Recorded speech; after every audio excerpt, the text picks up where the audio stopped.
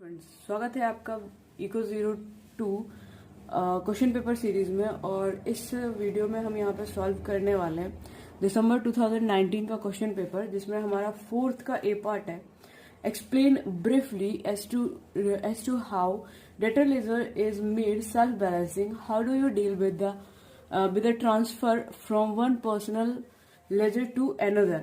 तो देखिए, सबसे पहले इसको सॉल्व करते हैं।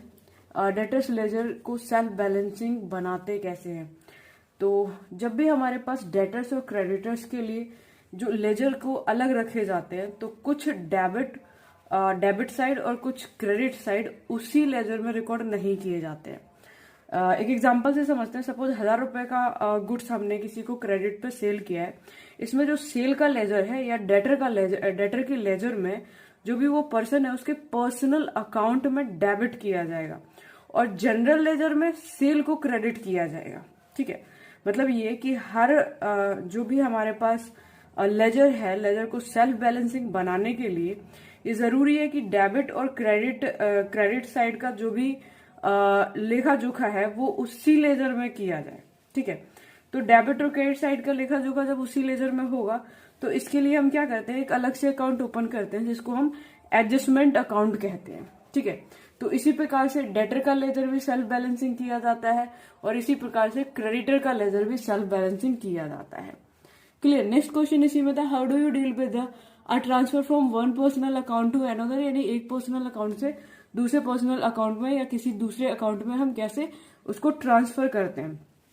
तो बिजनेस में कभी कभी ऐसा होता है कि जब जो भी पर्सन को हम जिस भी पर्सन से गुड्स खरीदे जाते हैं उसे हम गुड्स को बेचा भी जाता है, यानी जिससे हम परचेज कर रहे हैं उसको हम यहाँ पे सेल भी कर रहे हैं, यानी कि वो हमारा कस्टमर भी हो सकता है।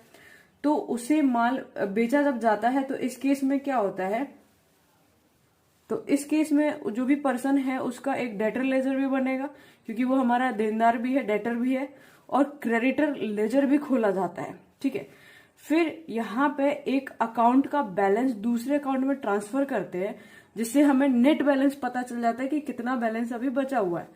फिर अगर हमें देना होगा तो हम उसको दे देंगे, और अगर हमें उससे लेना होगा, क्योंकि वो हमारा डेटर भी है क्रेडिटर भी है, तो लेना होगा तो लेके अकाउंट यहाँ पे क्लोज कर दिया जाता है।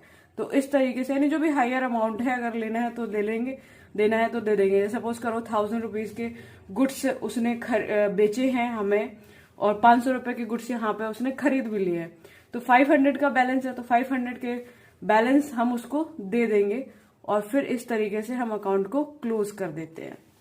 ओके, इसका बी पार्ट देखते हैं। पहले अगर आपको इसको नोट करना है तो आप नोट कर सकते हैं, या स्क्रीनशॉट लेना चाहें तो स्क्रीनशॉट ले सकते हैं इसको, ताकि आपके एग्जाम में हेल्प करे। और यहाँ से आपका दूसरा क्वेश्चन स्टार्ट है, जो how do you deal with a transfer from one personal ledger to another था। यहाँ से शुरू है, some goods are brought from one person, यहाँ तक। ठीक है, आप एग्जाम्पल के थ्रू भी इसको एक्सप्लेन कर सकते हैं। चलिए अब यहाँ पे देखते हैं फोर्थ का बी पार्ट। तो फोर्थ का बी पार्ट यहाँ पे बहुत सिंपल है।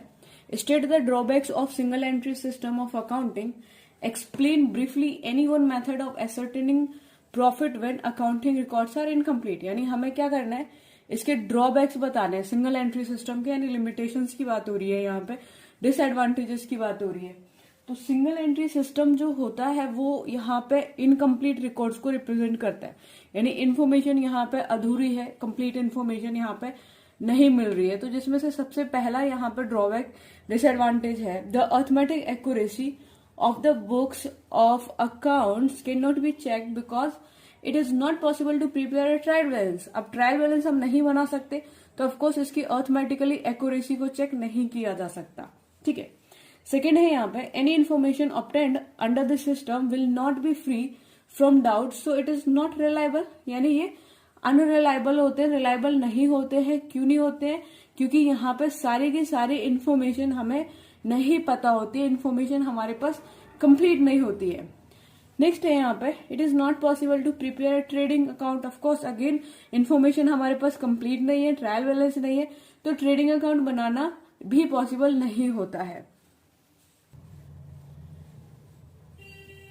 नेक्स्ट है यहाँ पे, ट्रू प्रॉफिट और loss is not possible to determine. Information complete नहीं है, ट्रेडिंग अकाउंट नहीं बन रहा है, प्रॉफिट एंड लॉस अकाउंट नहीं बन रहा है, तो जो नेट प्रॉफिट और नेट लॉस है उसको भी डिटरमाइन करना थोड़ा सा मुश्किल हो जाता है।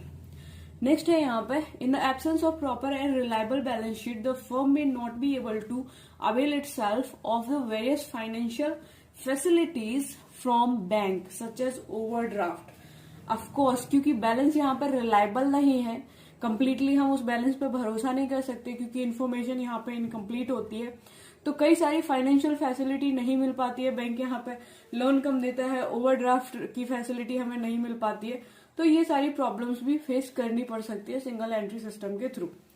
नेक्स्ट था इसी के अंदर क्वेश्चन की कोई एक मेथड बताना था जहां पे हम प्रॉफिट को निकालते हैं, डिटरमाइन करते हैं। तो यहाँ पे मेथड है, यहाँ पे नेट वर्थ मेथड। अब इस मेथड के अंदर क्या होता है कि जो हम कैपिटल शुरू में लगाते हैं, किसी से भी हमने जिससे भी बिजनेस स्टार्ट किया, जितने रुपए से बिजनेस स्टार्ट किया है वो हमारी स्टार्टिंग कैपिटल हो गई, और जो हमारी एंड कैपिटल आई है, ठीक है, एंड कैपिटल यानी कि उसमें हमने प्रॉफिट सब कुछ ऐड करके अभी हमारे पास कैपिटल कितनी बची है, तो उस कैपिटल के बीच का डिफरेंस यहाँ पे एक तरीके से एज अ प्रॉफिट काउंट किया जाता है, क्योंकि इसमें हम ट्रेडिंग अकाउंट और P&L अकाउंट तो नहीं बना सकते, तो इसी तरीके से हमारा प्रॉफिट निकाला जाता है। ठीक है, ओके, थैंक यू।